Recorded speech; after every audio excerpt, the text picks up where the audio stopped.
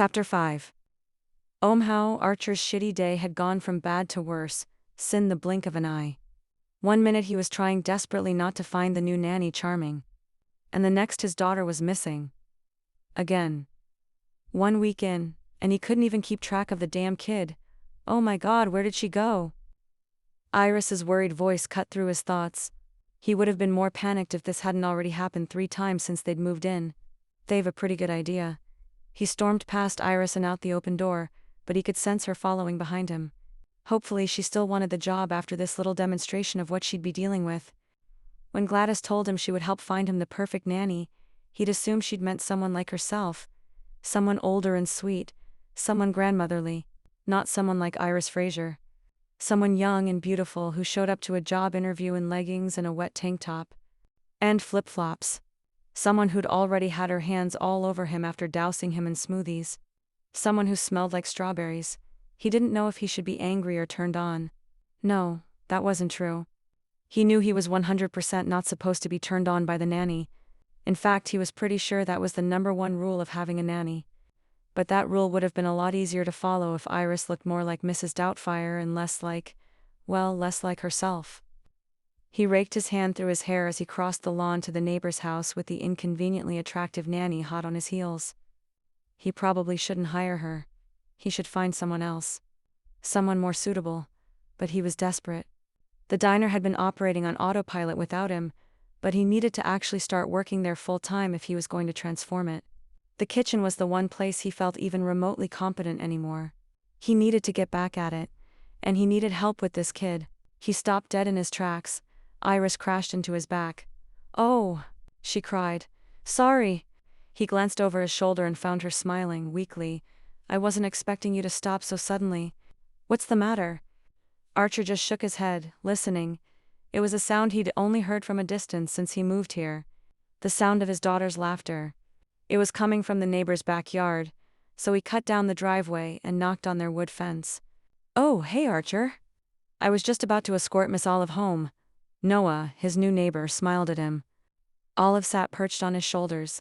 The smile Archer was sure she had on her face a moment ago was long gone. "Thanks, Noah." "My pleasure." Noah peeked around Archer's shoulder. "Hey Iris. What are you doing here?" Archer should have figured they would know each other. Everyone in this town knew one another. It was unsettling. "Hi Noah. She glanced at Archer and back up at Olive.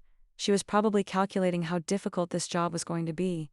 He was sure a mute runaway was more than she'd bargained for. "Team interviewing for the position of nanny. Wow, Olive. You hear that?" Noah tapped the little girl's leg where it dangled over his shoulder. "Triss might be your nanny. That'd be cool. Iris is very cool." Iris smiled. "Hey Olive," she waved. But Olive continued her stare, tilting her head to the side as though she was considering the idea of Iris. Archer wondered what his daughter thought of her. That should matter, right? He shouldn't hire someone the little girl didn't like. "What does a nanny do?" Olive asked, and the sound of her voice froze every muscle in Archer's body. He didn't blink. He didn't breathe for fear that she would remember he was there and clam up again. Iris shrugged. "I figure we'll just hang out together. Maybe go to some fun places. You can drive, right?"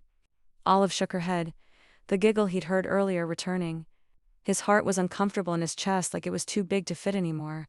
"Team too little to drive." Iris frowned like she didn't believe it, and Archer had to bite down on his own smile.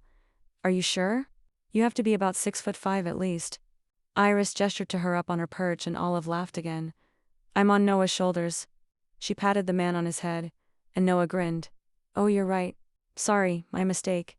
I guess I will drive us to the fun places." "What kind of places? Do you like to swim?" "I don't know how to swim." "Then I'll teach you." Archer was about to cut in that they hadn't agreed on swimming lessons, but Olive's face lit up at the suggestion and his heart just about gave out at the sight. Iris could teach her to skydive if it made Olive look like that. "You will?" "Sure. Oh, if your dad says it's okay." Iris glanced back at him for the first time since this interaction began, and it was like the fun went out of the party. Olive's smile slipped. Archer cleared his throat. "Team sure we can figure something out." Iris looked back up at Olive with a grin. "That's dad talk for. If you ask enough times, I will totally give in and let you do it, she said with a wink, and Olive's eyes widened. Why don't we go back inside and discuss it, okay? Archer asked, and Olive nodded, which frankly felt like progress. Noah lowered her to the ground, and Archer decided not to feel jealous when she gave him a big squeeze of a husk goodbye.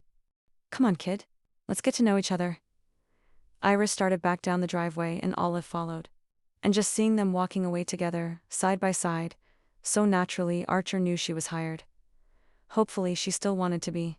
Thanks again, Noah. Sorry she keeps turning up here. We don't mind at all, he said with a grin. Sorry she keeps scaring the shit out of you. Archer blew out a long sigh, and Noah patted his arm. You're doing the best you can. Should get used to things soon. Yeah, thanks again. Noah disappeared back into the yard he shared with his girlfriend Hazel. Archer hadn't known when he picked the house that Hazel had known Kate, but he was happy Olive had a familiar face next door. That is, until she kept disappearing to go find her. He just prayed she never strayed farther than that. 1 week into parenting, and he didn't think his heart could take it.